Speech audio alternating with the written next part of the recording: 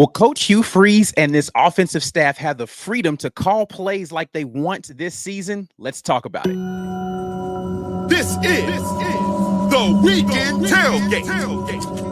Brought to you by Golden Cast Iron. C-Dub. Joe.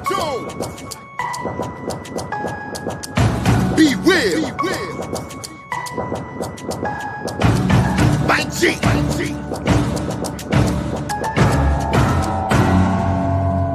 You are now listening to The Weekend Tailgate, brought to you by the good folks at Golden's Cast Iron. Whether you are in the mood to work out, grill out, or chill out, make sure you head over to goldenscastiron.com/WR. Use code Get Your Weight Up for 15% off of weights and code TWR $65 off of fire pits and Kamado grills.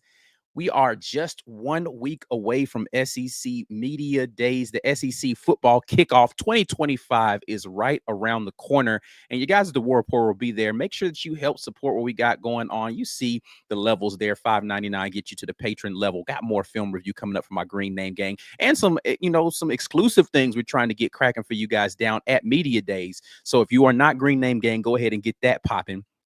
$3.99 gets you to the supporter level. If you are part of the Green Name Gang and you want someone else to get 30 days of the wonderful Green Name experience, make sure you gift a War Report membership today. Maybe the video portion isn't what suits your fancy, and maybe you're listening to this on audio, and you can go ahead and lock in with everybody in the network. The Auburn Express is where we are over on podcast. Up-Tempo Podcast is over there. Dustin and Dylan from the College Loop should be there at SEC Media Days with us. Just a Sec Pod. We will have some Just a Sec content, starting SEC Media Days. We will start kicking that pod off again as we start to lock in to the season coming up here for college football. And then last but not least, make sure you hit us up over on the merch store. We got a lot of great merch. That's another great way that you can support what we got going on, is to get your merch game ready for the season. A lot of color schemes and such coming up for the year. You can go ahead and lock in with some War Report merch for that color scheme stuff. No, we're not Nike branded, understood, but hey, it's still War Report branded, and it's going to be dope merch. I am rocking on the solo tip for y'all today on a Sunday. It is the holiday weekend, so everybody's busy doing a lot of different things.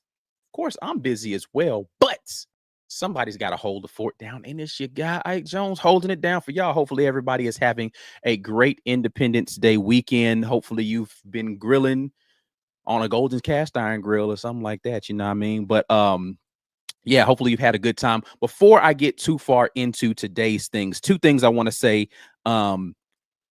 Thoughts and prayers to those that are involved with the devastating situation that happened over at Lake Martin over the holiday weekend.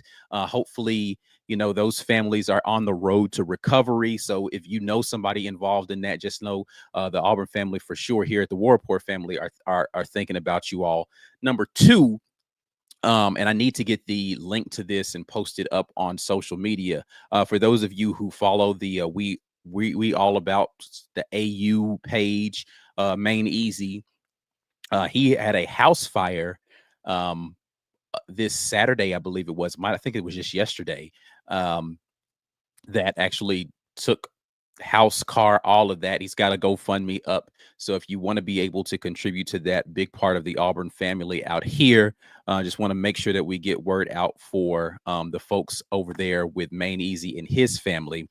Number three, I want to give a shout to the people over in Texas dealing with the crazy floods that are happening over there. So just some devastating things happening around the country in regard to that. And then last but not least, y'all just keep my guy Mike G lifted, man. His family going through some stuff right now. Just want to make sure everything is cool with him. So yeah, just a lot of crazy stuff going on this weekend, but hopefully everybody can get on the rebound here and we can move on and continue to have some productive lives post this very weird and odd Independence Day weekend.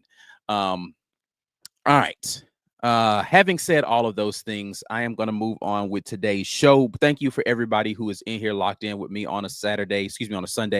And hopefully y'all are having better weekends than some other people around there are having. But we're going to talk offensive line a little bit more today. The reason for that coming back around today is a couple of things. Number one, I expect for Connor Lew to be one of the representatives. Typically, that announcement would be coming probably late today, tomorrow, on who Auburn is going to be sending as representatives of the SEC Media Days from the players. So I anticipate Connor Lew being a part of that, number one. But number two, our guys over at Mac and Cube show, they do a show on ESPN, and on that show, they did their top 10 rankings for SEC offensive line units. And Auburn made the top 10 in the country for their list of units. Now, everybody knows Cole Kublik is a former Auburn offensive lineman, and people might say that there's bias there, but this was actually Greg McElroy's list, and Cole Kublik was just there to kind of give his opinions on the offensive line of how he felt like they would perform this season. But Greg McElroy had Auburn listed in his top 10.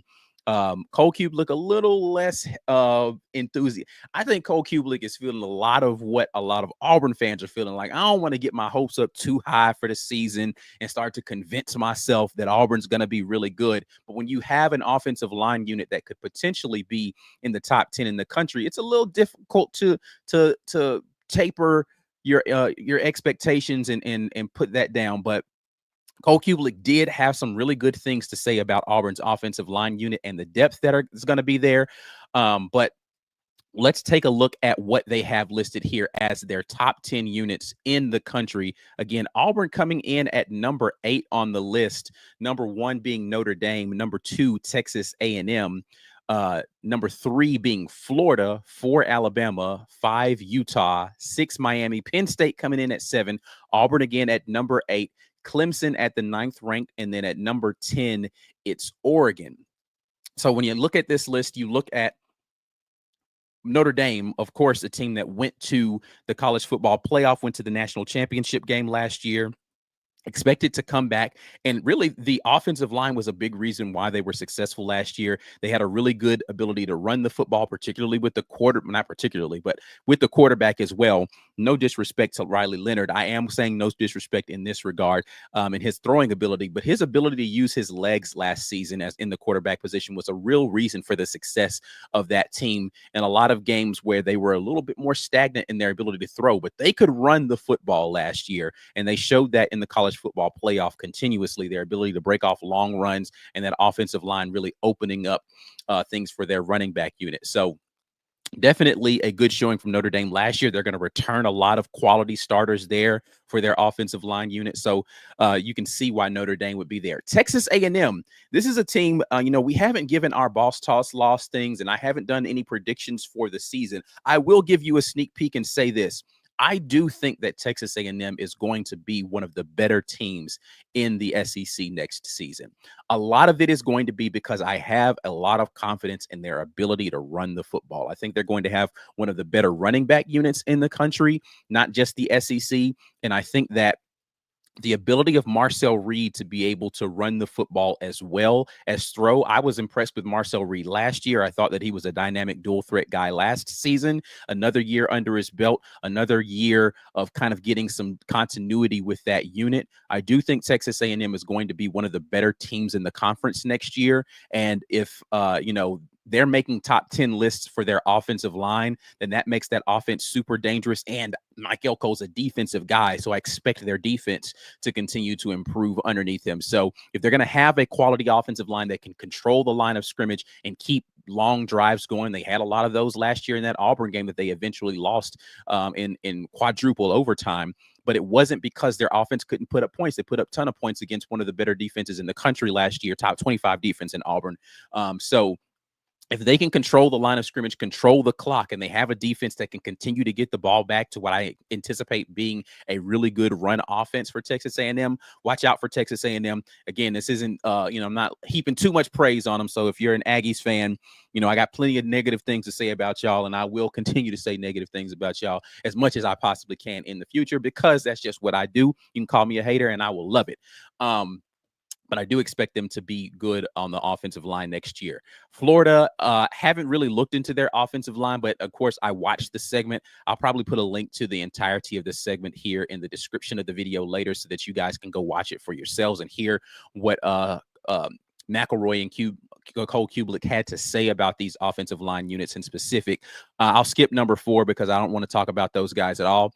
Number 5 in Utah, they've been a physical force in whatever conference they're in, still over there on the west side of things in the Big 12 now, and I anticipate them continuing to be that way in that conference. Miami, listen, Mario Cristobal is an offensive line guy, and I'd be disappointed if he didn't have good offensive line units there at Miami. They've continued to recruit well in the offensive line, so that's not necessarily a surprise. Penn State being up here is, again, not a surprise. They have become a really good running team, and in order to be a good running team, you have to have dynamic running backs for sure, but you also need to be able to have an offensive line that can control the line of scrimmage. Not surprised to see Penn State there. But then you come to number 8. Number 8 is the good guys here for Auburn, and when they talked about the Auburn unit, one of the things that you heard them talk about was the depth along that offensive line. And that is one of the things, if you listened to the segment now, Mike G and I did our projections for what we thought would be a starting offensive line unit for Auburn coming up here into this season. And for those that don't remember, what I had projected for the offensive line starters was going to be Mason Murphy.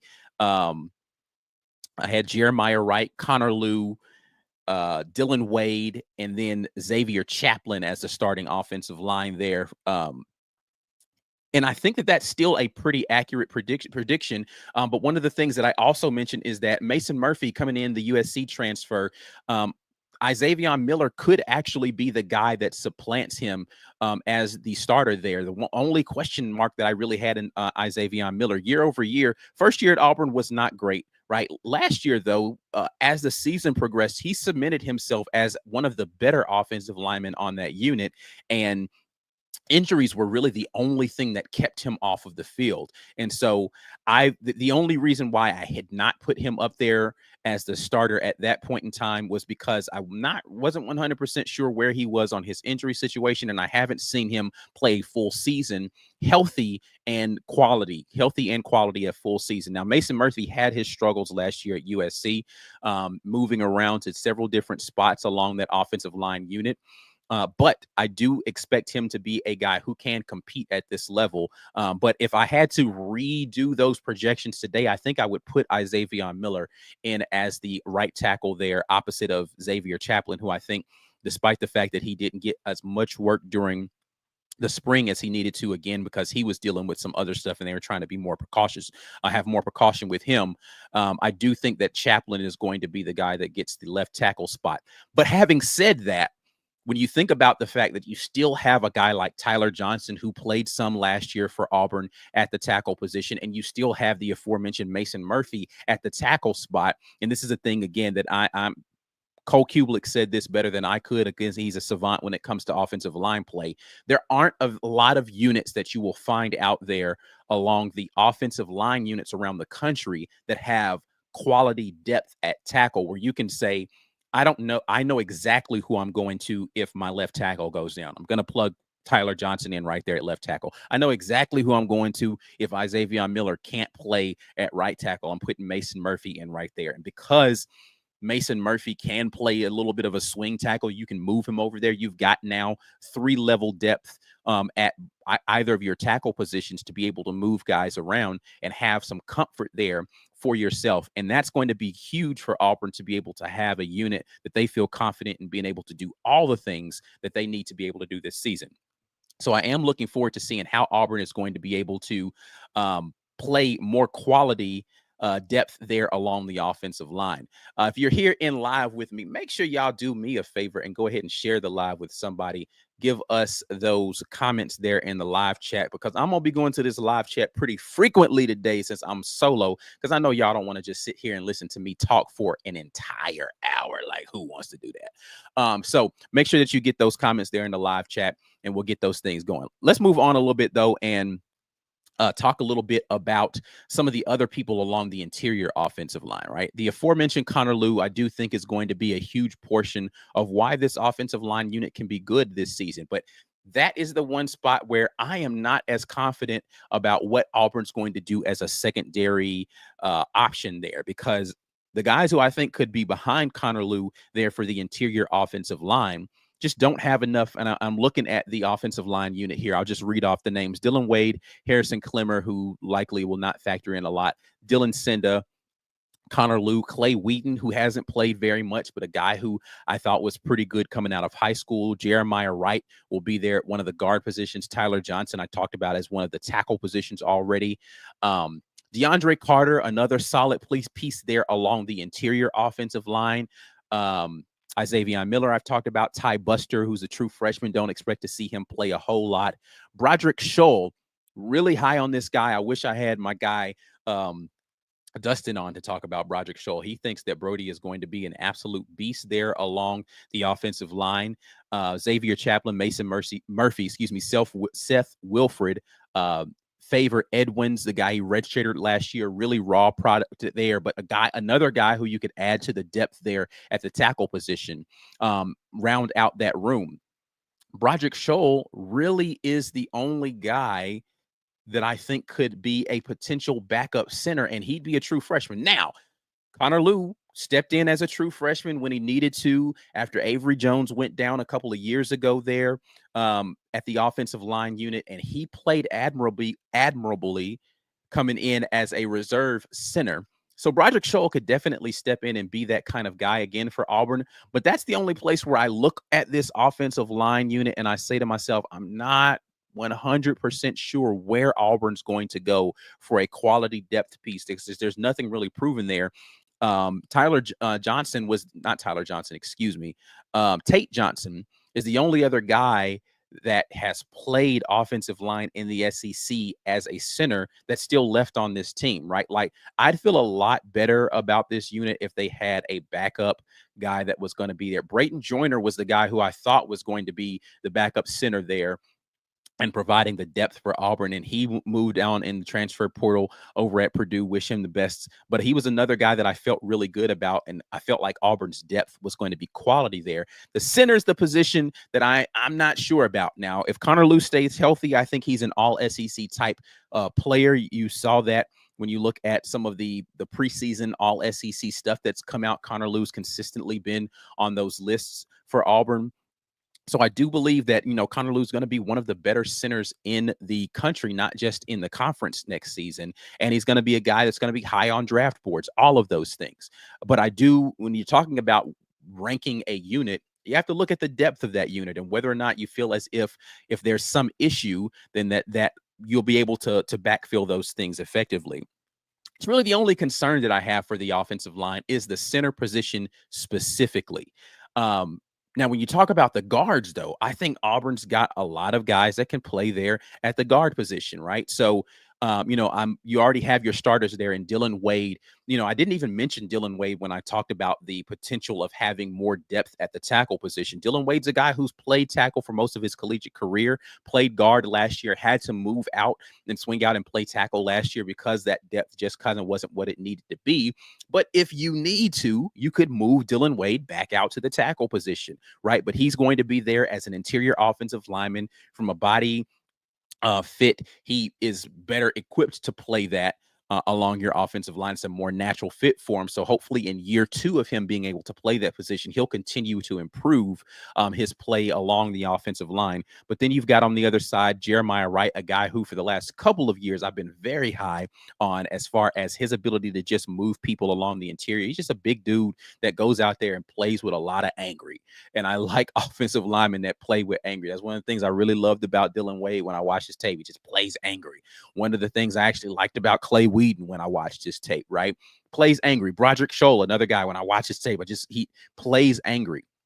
You've got DeAndre Carter, who I mentioned last year, didn't get a lot of snaps for Auburn, but a guy who was highly rated coming out of high school. He has the correct body type to be able to go out there and move some people around. So they've got quality talent depth there, not a lot of experience depth. And experience depth is something that's going to be difficult to have when you're looking at units, particularly like quarterback, offensive line. Um, those positions are difficult to maintain quality depth that are both talented and experienced. You're typically going to have maybe some guys that have some experience, but maybe not the quality of talent. Because if you're talented and experienced, why would you sit on the bench somewhere else? Auburn is super lucky to have a kid in Ashton Daniels that's sitting on their bench as a potential third string quarterback that has plenty of talent. He might not be, NFL caliber talent today, but if you go and watch the film that I looked at for him, and that is there for my folks in the Green Name Gang, you see a quarterback that has some ability, some arm talent, definitely has some ability with his legs, and has played multiple years as a starter sitting on your bench. You just don't get that a lot of places where you can go and turn the ball to a veteran guy that's got a lot of athleticism and talent. Um, and the same thing for offensive line, right? If you're a talented offensive lineman that also has experience playing, it's difficult to keep you out of the transfer portal. Auburn, again, very lucky that you potentially have Mason Murphy, who has multiple starts, a lot of snaps under his belt coming off of your bench to be able to play at your offensive line that's going to be competing for a starting spot. And even if he doesn't get it, he's going to be a quality depth piece that you have. You just don't see that a lot of places. What you tend to see is more what Auburn has along the interior offensive line, which is guys like DeAndre Carter, who may not be a projected starter for you, but was a 4-star, 5-star kind of guy. Depending upon which rating star, I think he was a consensus 4-star offensive lineman there along your interior. Clay Wheaton, who was a 3-star guy, but really highly touted, has some opportunities to go to some other Power 4 teams coming out of high school. So it's not as if you're just digging through scraps here to try to figure out how you're going to piecemeal some stuff coming off of the bench. You actually have some very talented guys, but that's kind of the typical thing. You're going to have guys, and when you look along the offensive front for Auburn this year, the starters have both of those things. You have the ability, the size, the talent to be able to play well, and they have experience.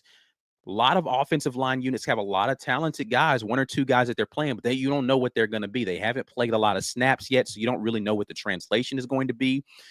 Auburn has both of those things coming back this season in starters. And then you've got that second level of guys that can be able to come in. And I think that's going to be important when you talk about the way that Coach Hugh Freeze wants to play football offensively, the way that Derek Nix wants to be able to incorporate things into this offense. If you're going to see less tight ends on the field of this year, which I do believe is the goal, and what they really want to do is play more 11 and 10 personnel groupings with Auburn's offensive line, you have to feel confident that your offensive line unit 1 through 5 from left tackle to right tackle is going to be able to protect your quarterback.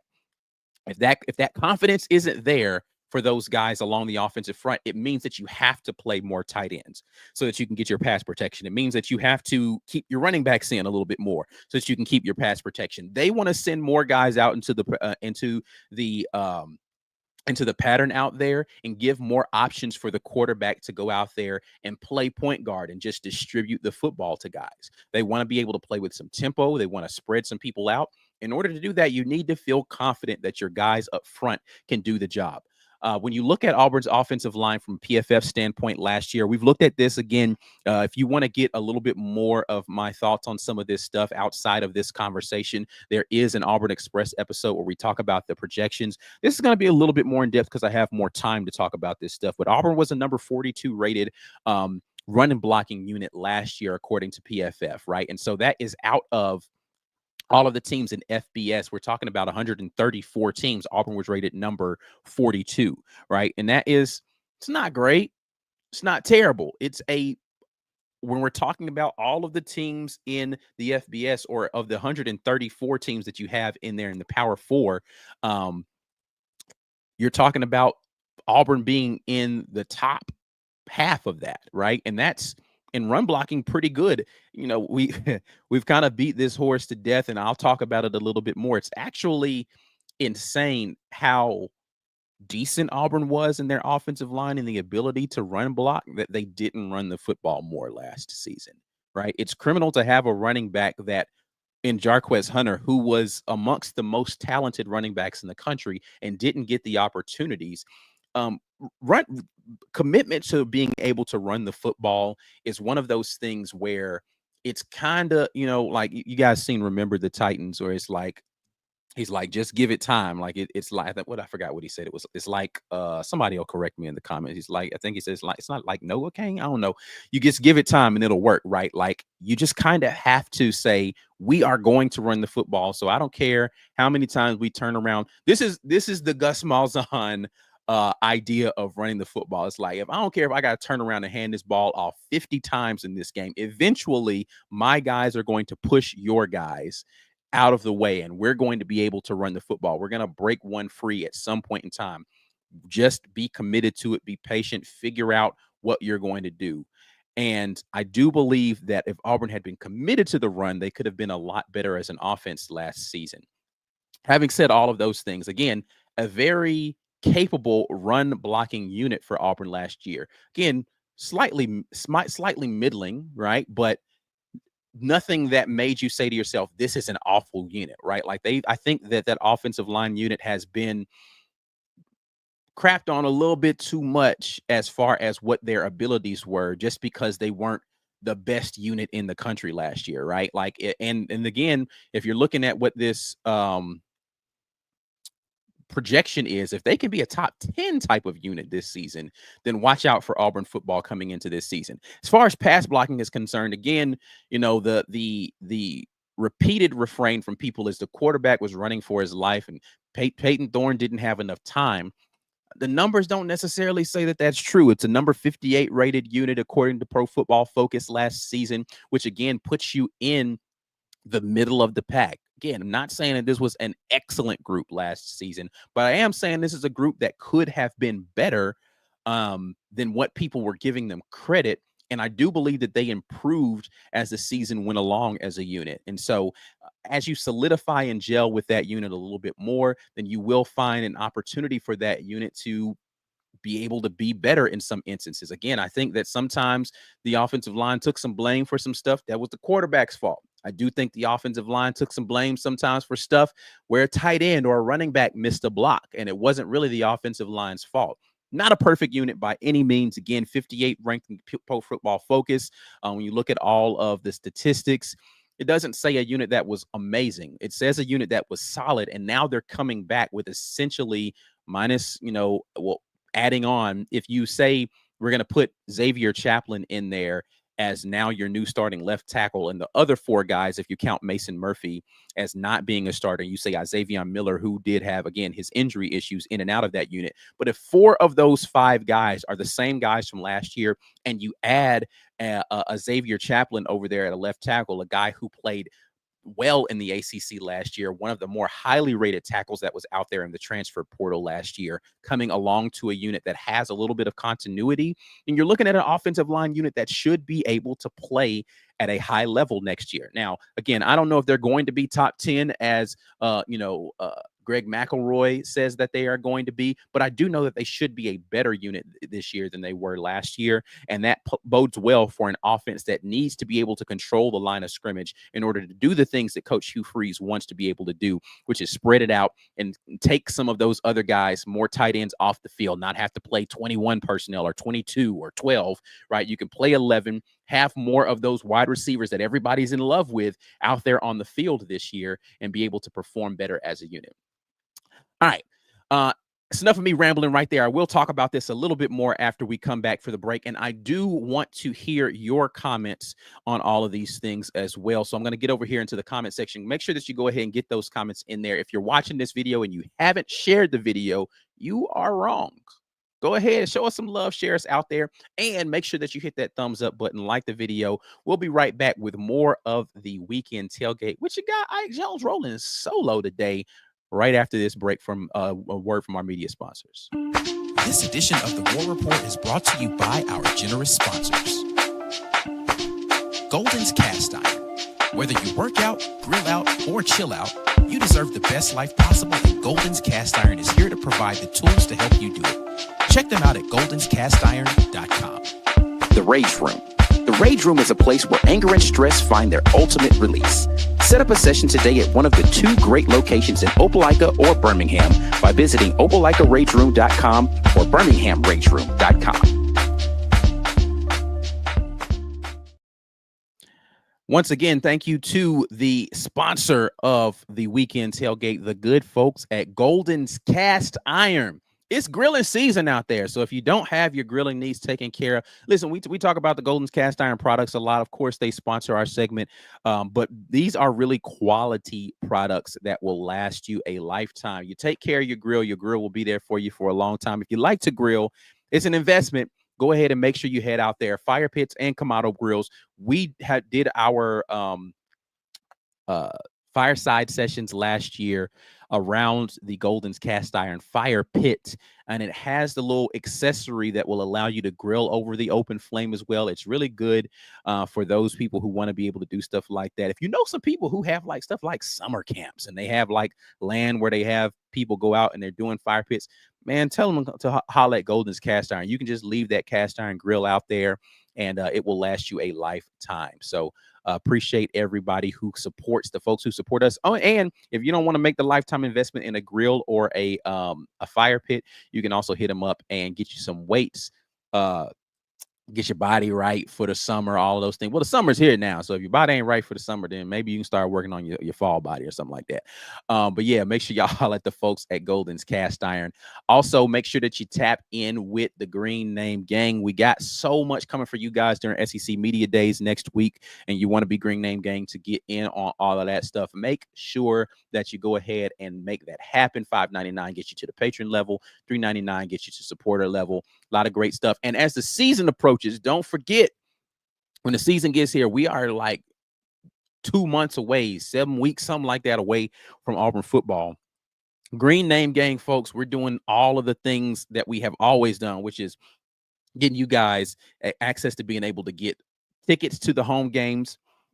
We're going to be doing breakdowns of the games on film, watch the film sessions after the games. So make sure that you tap in with Green Name Gang, because that gets you all the perks for all of that stuff. It's that time, baby, to get into it. So y'all make sure you get that active. Also, if you are a member and you want to gift a membership to somebody, you can go ahead and do that. I did see someone gifted a membership. Shout out to John for doing that in the chat. Somebody gets 30 days of the great Green Name Gang access courtesy of him. Tap in with the network, all the folks, Auburn Express, Uptempo, College Loop, Just a Sec, and the War Report Gaming. And so make sure that you are tapped in with the network, and holler at our folks over at the Rogue Shop. If you are stressed out about the upcoming football season, you're stressed out about what Auburn is doing right now in recruiting, Golden's Cast Iron maybe could help you out and alleviate some of that stress, whether it is sleep, stress, pain, anxiety. You need some relief, head to Golden's Cast. Excuse me, I said Golden's Cast Rogue Shop. Oh, I said that like 4 times. Rogue Shop. And use code REPORT when you go over there to get 15% off of America's #1 online dispensary. All right, let me get back over here, get into this comment section, see what you guys are talking about over here. I will start it off with Green Name Gang Anthony Rudd, who says, Ike, have you heard from B. Will lately? Is he okay? Of course I've heard from B. Will. That's one of my best friends. I talk to him frequently. He is doing just fine. Try to give this update when people ask about it. B. Will is just working, man. He is a working guy with 2 kids, and he is out there trying to make sure he's doing all the things to be a great husband and father. So he is just fine. Hopefully we'll have him on during the season a little bit more. But yeah, no issues with B. Will out there. Appreciate you guys for continuing to check on him. He is doing okay. Let's see what else we got out here. It's a little bit more difficult for me to read the live chat when I gotta be on here, because I can't just like select this stuff. So y'all pardon me as I try to look into this live chat stuff that we got over here. Rand Stokes says, with the receiver room, I feel it would be a shame to lean on the run game. If we do that, it tells me we don't trust Jackson. Leaning on the run game versus utilizing the run game effectively, I think is the important thing to differentiate there. And again, Coach Freeze and every coach around the country says that they would like to have balance in their run pass. And traditionally, the best Hugh Freeze offenses throughout his tenure have run the ball more than they've thrown the ball. Now, having said those things, I don't know if he's had, people talk about the years where he had some of those the nasty whiteouts and things like that. If you go back and really look at that, he didn't really have the best of those guys in his time. He recruited them to Ole Miss, but he didn't really coach them for an extended period of time. So I don't know that he's had a collection of receivers that have been this talented that have also been available for him to be able to be the coach calling the plays on the field. So you may see a little bit more throwing the ball around. And I do agree that if you're running the ball a ridiculous amount of times, it will show a lack of confidence in your quarterback's ability to do that, which is distribute the football to those guys. But I don't know that that should be a problem for Auburn. And I do believe that if you have a run game that's effective when your wide receivers are as talented as Auburn's receivers are, then that means it's even more difficult to stop those receivers because you have to commit more guys to stop the run game. So if Auburn's able to get the ball out quickly, against teams that want to really pressure, right? So let's just say you decide, all right, we're going to play single high safety and we're going to drop our safety down and run support so that we can stop and even the numbers up in the box against the quarterback run potential there, which Jackson Arnold is definitely dangerous and has the ability to do that with his legs. And they're playing in Auburn, an 11 personnel group. I mean, you got one tight end, one running back in there, 3 receivers, right? That means on the outside, you are going to have one-on-ones, right? Even if they flex out and they do some sort, and I'm getting like super, excuse me, this is the watch the film Ike popping out here. Even if they decided they're going to play some sort of cloud coverage, you're going to have presented over the top one-on-ones, which puts you in a really difficult position to be able to stop receivers that can win one-on-one situation, whether it's a go fade or they're going to be playing some sort of now route coverage, or they're going to run slants against that. You have a difficulty staying in front of those guys. And the problem becomes if one of those guys gets loose and you miss a tackle on the outside, it's a really long gain. And because I do believe Auburn has guys like Eric Singleton who can just win off the line of scrimmage. And, if you're going to play solo coverage and you're saying, all right, we got to make sure that we shade to Singleton's side over here with our one safety that we've got over the top, then that means you got solo coverage for Cam Coleman on the other side, which is not going to be a winning proposition for, I'd say, of the 12 units that Auburn's going to face, defensive secondaries, you're probably going to be able to win 9 or 10 of those frequently if that's the coverage that they're playing, right? And so an effective run game doesn't necessarily mean that they don't have trust in Jackson Arnold or they're leaning on the run game. It may just mean that that's the better matchup that game. So I don't know. What I will say in having said all of those things, the universe that Auburn wants to live in is going to have more balance than just let's just run the football a Gus Malzahn amount of times. But I don't think that that's going to be the case for Auburn this year at all. So we will see what happens, but it feels unlikely. Let's see here.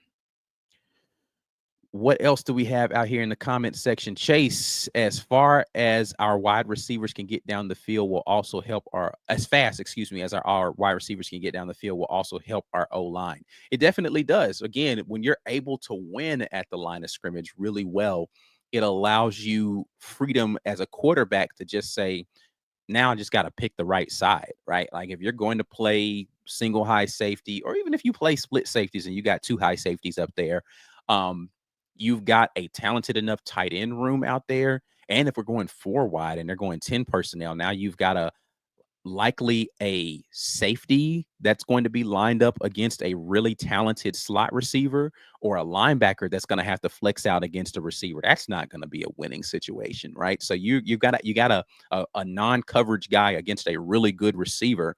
I just don't think that that's a winning proposition for most defenses. I don't expect that to be the situation for many defenses and how they're going to play, which means they're likely going to have to blitz a lot, right? If you're going to play it straight up, I think that is a bad situation. You look at Jackson Arnold last year, and I'll use this to kind of pivot into the second half of the conversation of what does that mean for the offense. it means that Jackson Arnold should be a better quarterback this year. We've looked at the numbers, and there are people who repeat, I think, a narrative that's not borne out by the numbers that Jackson Arnold is turnover prone. Jackson Arnold had an issue with fumbling the football, and we've looked at some of the tape on Jackson Arnold. Shout out again to my folks in the Green Name Gang who consistently watch the film with me. We've got a lot more members than are people who are watching the film. Y'all go watch that film, man. It'll tell you a little bit more about some of these things that you may have questions about. And we really do dig into that film pretty well. And I've got plenty more left for you guys, but make sure that you go and checking it out. Having said all of those things, Jackson Arnold's issue as far as turnovers was fumbles. It just was. He just was not secure with the football. He had too many fumbles last season. We've looked at this before. Let me see if I can pull this up again. Jackson Arnold last year had 10 fumbles in let's see how many, 1, 2, 3, 4, 5, 6, 7, 8, 9, 10. He averaged a fumble a game last year, right? So that's not good. So when you talk about him being turnover prone, it starts and really ends with fumbling because he did not throw a lot of interceptions last year. He had 3 interceptions on the year. So 13 turnovers in total last season coming from Jackson Arnold, and 10 of those were fumbles.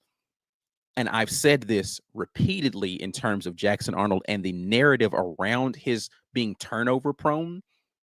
He was one of the most under pressure quarterbacks in the country last year, not in the SEC, not in the Power 5 or whatever, not in the FB, like in the country. That offensive line unit for Oklahoma was so bad.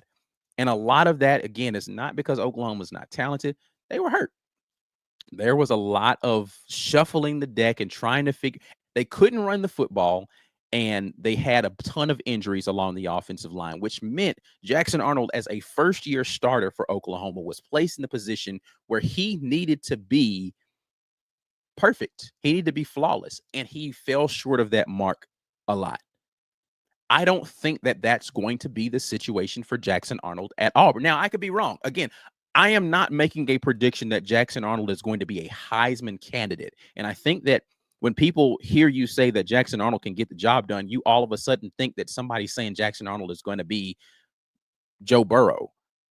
And I'm not saying he's going to be that. I am saying he could be Spencer Rattler, a guy who I've never been super high on Spencer Rattler. I never thought that Spencer Rattler was the 5-star prospect that people, again, a guy who was at Oklahoma to start his career, had a rough freshman season as a starter there for Oklahoma, ended up transferring over to South Carolina, and was admirable as a quarterback at South Carolina, was able to get drafted. A lot of that due to the raw physical talents that he had and his ability to go out there and make all of the throws. And he had the athleticism to run around. He has the the tools, but he was able to do that a little bit better at South Carolina in an offense that fit him a little bit more. I do think the offense at Auburn, with the talent that's going to be around him, will fit Jackson Arnold a little bit better, which will allow Jackson Arnold to be a better quarterback. And that starts with having a better offensive line unit there in front of him. There's no metric you can show me about the offensive line unit for Oklahoma that will make me believe that you actually think Oklahoma had a good offensive line last year. Show me a metric that says, yes, Jackson Arnold had the protection he needed to be a quality quarterback, whether that was surveying the field, whether that was having time in the pocket, whether that was them being able to run to take some pressure off of him not needing to throw the ball a lot. Show me that metric that you're looking at and saying, man, he don't know what he's talking about in terms of, you don't know what you're talking about. This offensive line was actually decent. There's not one. There isn't a metric that exists that makes you feel that way. And that didn't change for Oklahoma when they changed the quarterback. The offense didn't get better when Jackson Arnold moved on. So that tells me all of the offensive woes were not just due to Jackson Arnold. Now, is Jackson Arnold flawless and a perfect prospect? And were some of those things that he did his problem? 100%. 100% Jackson Arnold has his own issues that he's got to work out, and his ability to read and process quickly, his ability to make good decisions with the football, and his ability to hold on to the football. What I am saying is the offensive line was a heavy contributing factor, plus the wide receiver unit wasn't what it needed to be for him. So can't run the football, can't protect your quarterback. You had a bunch of third string guys in there at wide receiver, all leads to a quarterback who needed to be able to do everything on his own. And that's not Jackson Arnold, or it wasn't Jackson Arnold last year. So, better offensive line unit. I don't know if the running back unit for Oklahoma was good or not. I haven't done any analysis on their running backs, but I do think that he's going to have a solid running back unit and easily will be working with a better wide receiver core this year than the guys he was throwing to last year. And again, I'm not talking about the guys who got hurt that didn't play. I'm talking about the ones that were actually on the field for him last year. He will have better pieces in every other spot for him to be able to be more comfortable and utilize those God-given talents. When they started saying, all right, cool, we're not going to make Jackson Arnold a guy who can throw the ball. We're just going to line up and run the ball. They were running crazy. You have the ability to do all the things you need to do with Jackson Arnold, and he's got better pieces around him. He will be fine.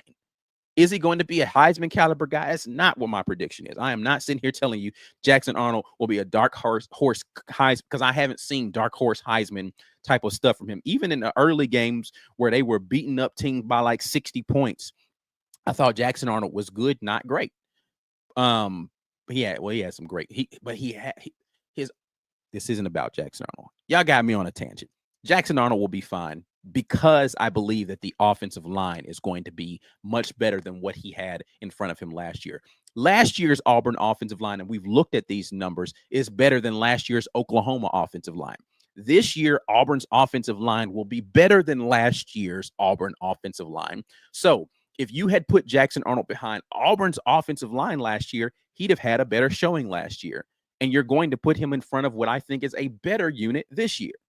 That means Jackson Arnold will be better across the board. We've looked at his ability to throw under pressure. We've looked at his completion percentages. We've seen him he's a little turnover averse, actually, where he won't let the ball go in certain situations, and that has a lot to do with trust. There's not a reason for all the continuous crapping on Jackson Arnold that is out there. Again, is he going to be Heisman? I don't think so, but he will be a lot better. But what that does for your offensive unit, when you have an offensive line can do all of those things, is it puts you in a position to have the entirety of the playbook out there at your disposal, right? You don't have to go to more 12 personnel because you can't block it up front, but you can. If you want to bring in more tight ends, you can do that kind of stuff, and you can go into a more heavy set. Because so it allows you some flexibility, and it puts the entirety of the playbook at your disposal when you feel confident about what you've got as far as the guys up front. When you've got receivers who can run the entirety of the route tree, and they have confidence as a coaching staff in your ability to be where you need to be when you need to be there for your quarterback, it gives you more of your playbook available to you.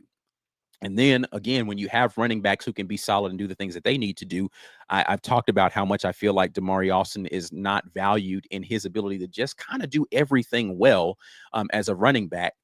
He can pass protect, he can catch the ball out of the backfield. And I think he's a solid between the tacklers runner. That means that your offense is going to be more productive in that season. But it all, for me, starts with your ability as an offensive line to be able to move people out of the way. And I do think that this offensive line will have that ability for Auburn this season. Now, when you talk about unit, and I said this kind of when I talked about, how many defensive back units do I feel like will actually be able to challenge Auburn's receiver core? The other side of that is, how many of those defensive line units are going to be able to really cause havoc for what Auburn has up front and be difficulty for them to block? When you look at the schedule next year, you've got to look at, Oklahoma's going to have a good defensive line unit. They're going to get tested in that game. I'm not sure about Baylor yet. Baylor offensively, I think, is going to be good yet next year. I think they have a good defensive mind in their head coach. I'm not sure about whether or not, man for man up there with Baylor, you're going to have the ability to get after the quarterback, really stop the run the way that they're going to need to stifle Auburn's offense. So, and then Ball State, get out of here. You're not going to be like first 3 games. I think the offensive line will be fine overall. Whether they're perfect against Baylor, I don't know. You're going to start getting into some defensive line units that are going to be tough when you start talking about Texas A&M. I do believe Texas A&M will be good in the trenches. If you got here late or you missed me talk about Texas A&M, I do think they're going to be one of the better teams in the SEC, let alone the country, let alone the SEC next year. And they're going to have another solid defensive line unit there for Texas A&M. So probably going to have you're going to really get to see what the Auburn offensive line looks like there versus Texas A&M. Oklahoma, I skipped over them. My apologies to Oklahoma. Will have another solid defensive line unit. They had one of the better pass rushers that's coming back again this year on the outside there that I believe is going to be really good again this year. So they're going to have a really good defensive line unit. You're going to find out what you have when you go on the road there to Norman. Georgia's going to have talent along the defensive line, right? So you're going to have some trouble there in that game, and that's going to be a really good test for you. Having said that, once you get past that, I don't believe that Kentucky's defensive line unit is going. Kentucky's defensive line unit got pushed around by last year Auburn's offensive line. I think that's going to be the case again this year.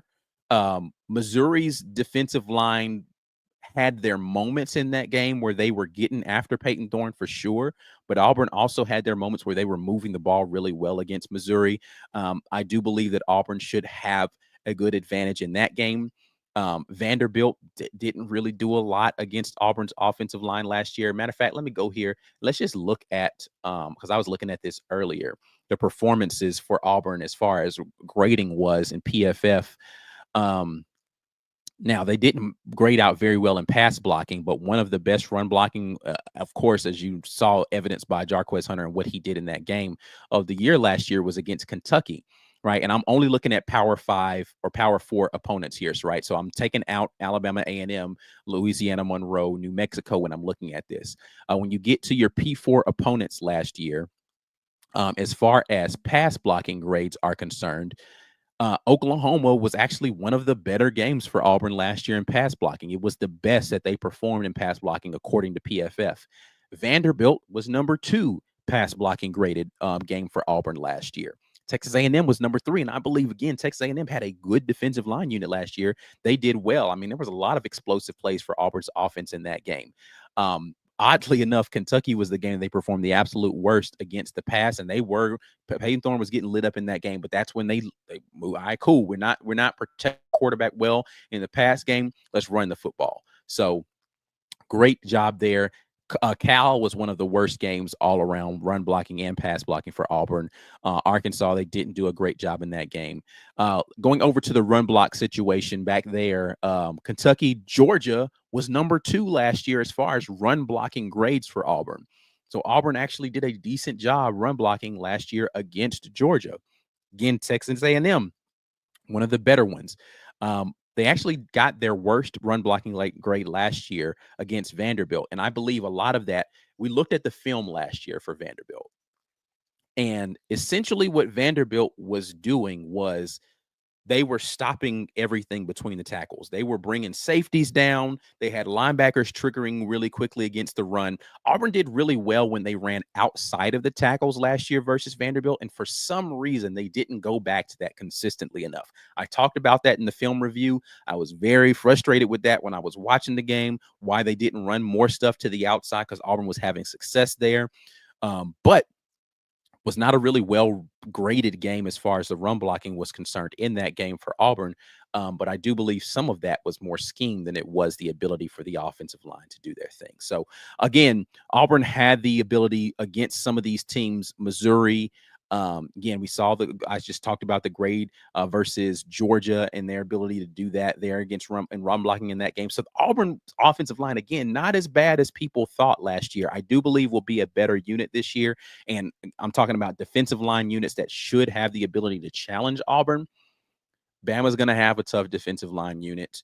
Georgia will have one, but I believe Auburn can do some things against Georgia. did some things 2 years ago against Georgia there in Jordan-Hare. I believe that that can be another situation where they can move the ball effectively, and if they just make a couple more plays, they can come out with a victory in that game, but we'll see. I'm not doing no predictions on nothing like that at this point in time. I don't think that Missouri is going to be able to do it. I don't think that Kentucky is going to be able to do it. But I do think your Oklahomas, your Texas A&Ms, even though they performed fairly well last year when you look at the numbers, will have something to be able to say about that. I do think that Alabama is going to have a good defensive line unit. But outside of that, Auburn should perform admirably for the remainder of the season in their offensive line. So that means, again, your playbook is open to you to be able to do a lot of the things that you want to be able to do. And your quarterback should have the ability to go out there and execute your offense if you feel confident in his ability to do all of those things. All right. Enough of me talking. Let's get back over here into this comment section because you guys are the ones I really want to hear from. And you all do a wonderful job. Let me get over here and see what we have. I'll back up a little bit and see what you guys have been talking about since I have been rambling. Rand Stokes says, we need to give Baylor their respect. They are a dark horse playoff team for me. I think we could lose and still have a good season, but I know everyone will freak out if we do. I think Baylor's going to have a good offense. And I think the big thing for Auburn is how well is their defense going to perform in that game to continue to give the offense for Auburn opportunities in that one. I will get after me. Listen, things escalate really quickly as far as predictions that are going to be flying around for me and projections after we get out of SEC media days, because I want to get the opportunity to hear a lot of what we do here with media in general, right? And I will include myself in media because we have the media access and all of those things, is because we get hunkered down into our sphere of Auburn things. We tend to fixate on Auburn's side of what we've done to improve for Auburn, what we've done to get better in, coaching staff and player personnel, all of those things. And you watch all the stuff from the media account that's coming out for Auburn. You see guys working out, oh, they out there, they're getting to it and blah, blah, blah. And you forget that these other teams are doing that too. And you forget that there are other guys that are making moves in the transfer portal and they're reloading when they're going out there with their high school recruiting, all the things.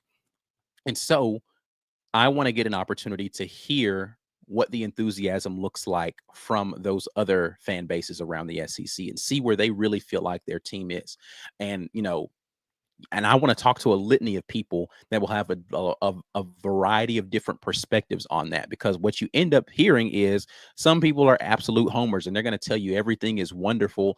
And they're going to have that outside perspective on your program to say, man, I don't think that Auburn's very good this year. And I think, they're going to struggle with this and they're going to struggle with that. You get to hear those other perspectives from those other fan bases and from people who are a little bit more impartial and are just covering the SEC as a whole. And that allows me to form an opinion on where I really feel like Auburn fits into the landscape and the sphere of things. So I'm looking forward to hearing those things. Having said all of that, back to what you said about Baylor, I do believe that Baylor is going to have a good football team, particularly on the offense. And if Auburn has the ability to shut that offense down, I like Auburn's chances in that game. But again, I'm not getting into a whole lot of projections on what I think. After we get back from media days, you'll hear a lot more of that from me. Promise y'all that. War Eagle says, got a feeling we are going to see the wrap around handoff to the running back in pass pro this year, like in 2009. You talking about like that Statue of Liberty play that they used to run? Or you're talking about where they're kind of doing the reverse pivot counter action? I don't know which one of those things you mean, but all right. Lawrence says there's enough around Jackson Arnold that can eliminate the fumble issues. I believe that. I believe that wholeheartedly, that a lot of what was placed on Jackson Arnold was too much for him, honestly. And if Jackson Arnold can get rid of the hesitancy, like what happens with a lot of guys is that they start to see the rush more than they feel the game. And when you get into that position as a quarterback, it makes it difficult for you to make good decisions consistently. And I do believe that that was the situation for Jackson Arnold. And I don't know that that would have gotten better in Norman. I think the reset of environment and, new coaching staff, new life will have the ability to allow Jackson Arnold to be a better quarterback this season for Auburn. Again, that doesn't mean that I think he's going to be a dark horse for for Heisman. I think somebody actually said that they do think that he will be in the comment section. Let me see if I'm tripping. That was Lawrence said, dark horse Heisman is a possibility with his talent. Listen, I do think that his talent ceiling allows you to get to that space. I don't know that he gets there in 1 year, right? Like if this was the second year in the Hugh Freeze offense, then I might go there with you. But Coach Hugh Freeze said that himself. You just don't see a lot of guys that transfer to a new system, and that first season is amazing. It could be good. It could give you a lot of hope for the future. And because Jackson Arnold is extremely talented, it could be really good. I don't know that it gets to Heisman level in year one with new guys around him, new offense, new terminology, figuring out, now for him, the good thing is he played at Oklahoma. Again, let's look at the games that he played in last year. Last year, he saw Houston, Tulane, Tennessee, one of the best defensive units, particularly along the defensive line. South Carolina, one of the best defensive units, particularly along the defensive line. Ole Miss, one of the best defensive units, particularly along the defensive line. Missouri, a really good pass rush unit. Alabama, one of the best defensive line units. LSU, right?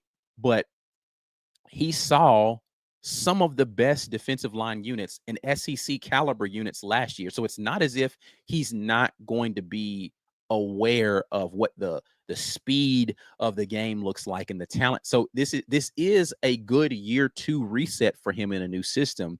Again, what I think will be a better collection of talent on the field with him at one time. So I do anticipate him playing better. I just do. Again, I'm not ready to go dark horse Heisman, but I am ready to say that he's going to be top half in the SEC next year in yardage. 16 teams. I believe Jackson Arnold can be one of the top 7 in the SEC in yardage. I believe that Jackson Arnold can be one of the top 8 in completion percentage next year. I believe he can probably be, with the way that this offensive line is set up to be, with the way these wide receivers are set up to be, and the way that this offense produces explosive plays, top 2 or 3 in the SEC in explosive plays from an offensive from a quarterbacking standpoint. I do believe those things can be true. I don't believe a guy who's number 7 in the conference or 6 in the conference in yards, number 8 in the conference in completion percentage, probably from a quarterback run standpoint will be 7 or 8 in the conference in, let me see, rushing quarterbacks. Let me think about that for a second. He might be like top 5 actually in rushing quarterbacks next year in the SEC, but top 5 guy in rushing.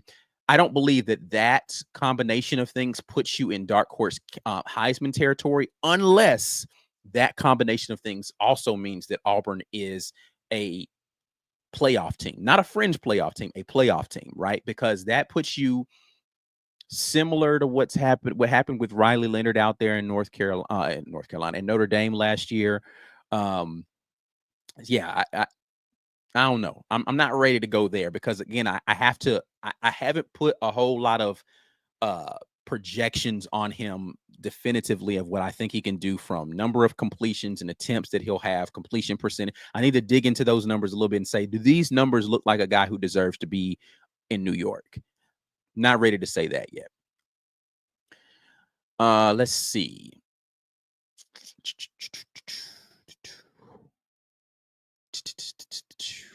See what else. I'm trying to look for more comments out here. Riley, what up out there in Germany says, former 5-star. Am I right? Yes. Jackson Arnold was a 5-star plus rated quarterback coming out of high school. And you go watch the tape on him. You see all of the arm talent that's there. You see the ability to run around and do the things he needs to with his legs. He's got all the ability in the world.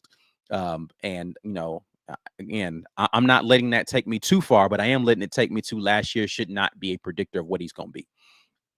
Alan is saying what I'm saying. We don't need a Heisman QB. Cool if we did. But these receivers are beasts, and Cam should be 100% the whole year. I'm hoping that is the case for Cam. And I do love the depth that Auburn has at wide receiver to be able to complement what Jackson Arnold needs out there. Lawrence jumps back in. The other issue is the level of QB play from the other teams. Do we face any serious QB talent on our schedule? Serious QB talent. Well, let's think about that. Yes, out the gate, Robertson at Baylor, I think, is a serious quarterback. I ain't gonna even talk about the next two games there. Ball State and South Alabama. Oklahoma, John Mateer is going to be a serious quarterback out there. I just talked about Texas A&M. I do think Marcel Reed is going to be a problem next year. I don't know what to think about Georgia's quarterback situation yet, or Missouri's. Some people think that he's getting slept on over there. Presbola, I believe, is his name. That's over there at Missouri this year. People think he's getting slept on. Arkansas with Taylon Green, year 2 in that system. Could he be better? If he's more consistent with his ability to deliver the ball, then maybe the legs are what make him super dangerous. But Auburn did a pretty decent job against him in spells last year. So, maybe Kentucky is going to have Zach Calzada as their quarterback. And Calzada is a gamer. I liked Zach Calzada when he was at Auburn. If he could have stayed healthy, I thought he was going to really make a difference for Auburn in that quarterback room. We know what Diego Pavia is there at Vandy. Mercer, not worried about that. In Alabama, we don't really know what their quarterback situation is looking back like next year. So out of the 12 games, I'd say you're going to face at least 4 quarterbacks that are going to be talented enough to give Auburn some issues. But I don't know what Auburn's defense is going to be like, but it's going to be good. So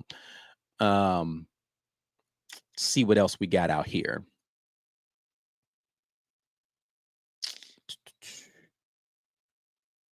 Ant Robinson, Baylor's linebacker core is coming back, and they return 4 of 5 offensive linemen. This is why I keep saying it will be a better game than people think. Yeah, I don't believe that Auburn's going to run away with that Baylor game by any means. I think Baylor's a talented team. I just think that, Auburn should be able to go out there and do some things. They should. Gino, the Eagle, says, man, I'm just ready to see the results on the field before I pass any judgment. If the O-line can pass/run block and our third down defense can get off of the field, the possibilities are endless. Gino, you just ran it down completely. Absolutely. That is the essence of it. Can your defense get off the field? Can your offense stay on the field? If you can do that, amazing results.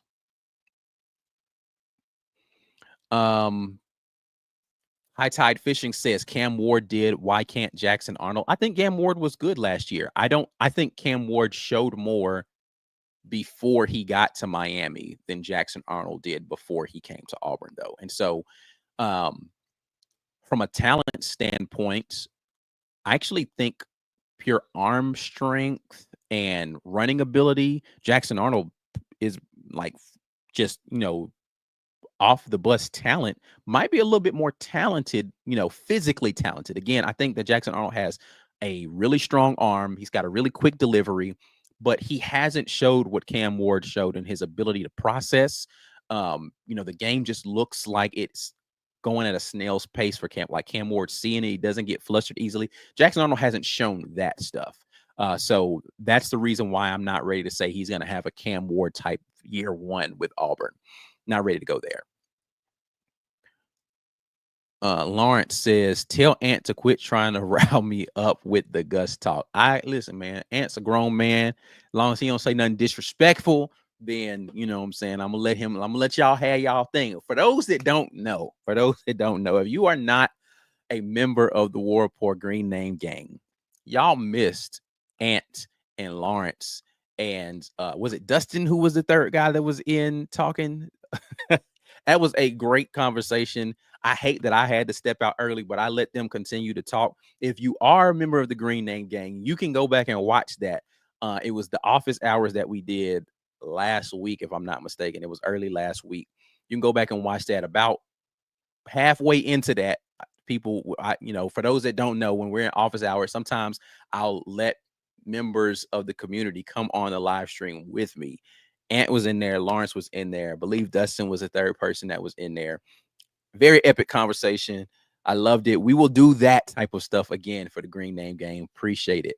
Appreciate y'all for being in there and making that an enjoyable experience for everybody. That was epic, and I want to see more of that. So we'll do our normal film review sessions, and I might do like a members only, like post game rant type of thing situation. I'll see what I can work out for that. But be sure that those types of things will be happening more in the future. And media days, again, Green Name Games. Make sure you get yourself active. We will be doing some different things during media days, more office hour type stuff during media days. Rand jumps back in and says, am I the only one mad we play on a Friday? If we lose, I'm going to be miserable watching all the great Saturday games like Texas, Ohio State. I prefer we play last so I can watch those games with a smile. Or Auburn could win and you watch those games with a smile anyway. I'm not mad that they play on I don't love the Friday game, but it also means my Saturday is wide open. And if I am in a bad mood, I don't have to watch football at all. I can do whatever else I want to with my Saturday, and just hate watch from the ESPN feed and be like, yeah, haha, y'all lost too type thing. So yeah, I'm not mad at it. All right. I think that's it, man. That's enough of me rambling. Y'all have gotten 70 minutes of me sitting here talking to y'all, and that is just way too much of hearing me talk for sure. Before y'all get out of here, make sure that you continue to support the folks at Golden's Cast Iron. Get your weight up is the code if you want to get some weights. TWR is the code if you want to get a fire pit or a Kamado grill. Make sure you lock in with the Green Name Gang. If you are part of the gang and you want somebody else to get 30 days, you can gift a membership to them. Lock in with the network live from SEC Media Days next week. So y'all tap in with that. Go get you some good merch out there at the merch store, warreport.com. We're writing articles and things. Lawrence, I apologize because I just remembered that you sent that article and I still have not read it. I literally will make that my mission today to read that article for you and get you some feedback on that. But make sure y'all tap in there. Also, make sure you share this video before you get out of here. Like the video and subscribe to the channel if you haven't already. We are at the War Report on X and Instagram, TW Report on TikTok. That's it, y'all. I am out of here. But until the next time, and as always, War Eagle.